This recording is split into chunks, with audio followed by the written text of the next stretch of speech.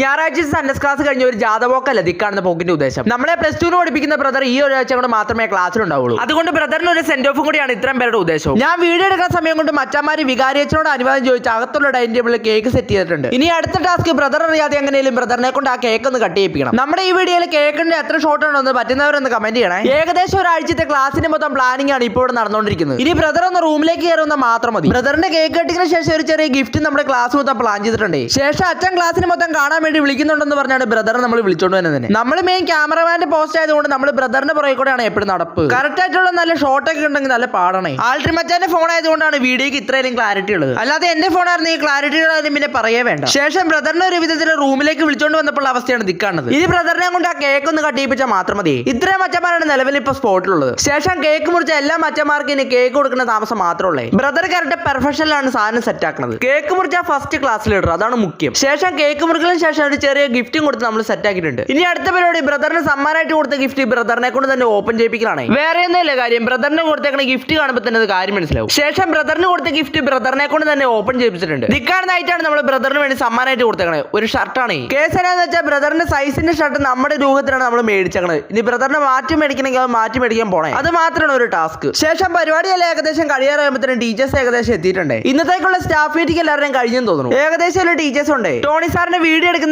Reaction Tony സാറിന്റെ മുഖത്ത് കാണാനുണ്ട്. നാളെ ആള് ഫേമസ് ആണ്. സ്റ്റാഫ് മീറ്റിംഗ് കഴിഞ്ഞിട്ടുള്ള സമയമാണെങ്കിൽ എനിക്ക് ഇനി അമ്മയുടെ കൂടെ വീട്ടിൽ പോയാൽ മാത്രം മതി. അല്ലെങ്കിൽ സ്റ്റാഫ് മീറ്റിംഗിന്റെ ടൈമോടെ വെയിറ്റ് ആക്കേണ്ടി വരും. ഇന്നത്തേക്ക് ഇത്രേ ഉള്ളൂ. പരിപാടി ഏകദേശം ക്ലിയർ ആയിട്ടുണ്ട്. വീഡിയോ ഇഷ്ടപ്പെട്ടാൽ ലൈക്ക് സബ്സ്ക്രൈബ് ചെയ്ത് കൂടെ കൊടുക്കോളൂ.